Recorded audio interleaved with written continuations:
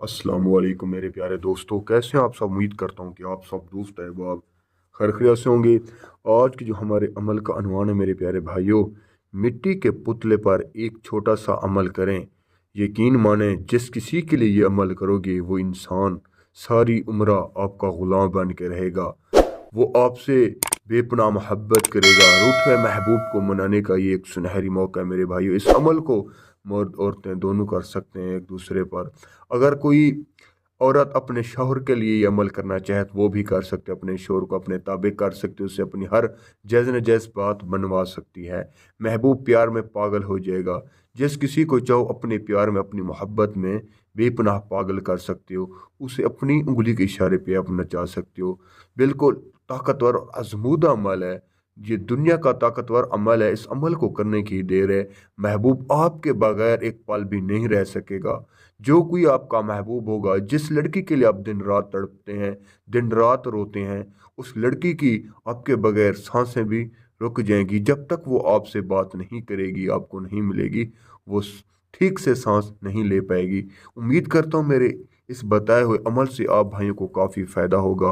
और जैसे ही आप अमल करोगे ज़रूर ही आपको कामयाबी मिलेगी। हर लड़की मिलने पर मजबूर हो जाएगी।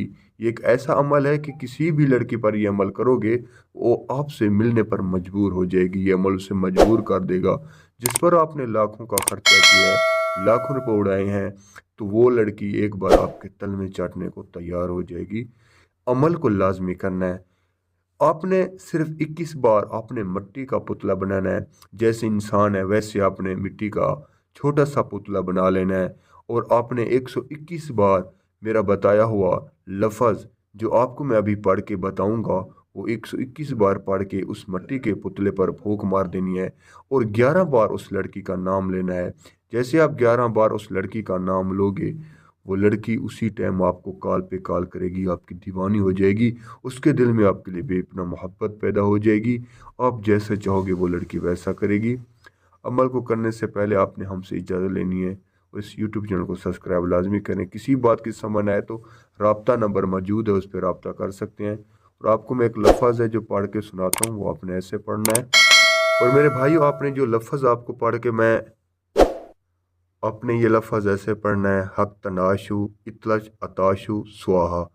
किसी बात की समझ न आए तो रब्ता कर सकते हैं। मैं इजाज़त चाहता हूँ, मिलता है एक नए अमल के साथ। अल्लाह हाफिज़।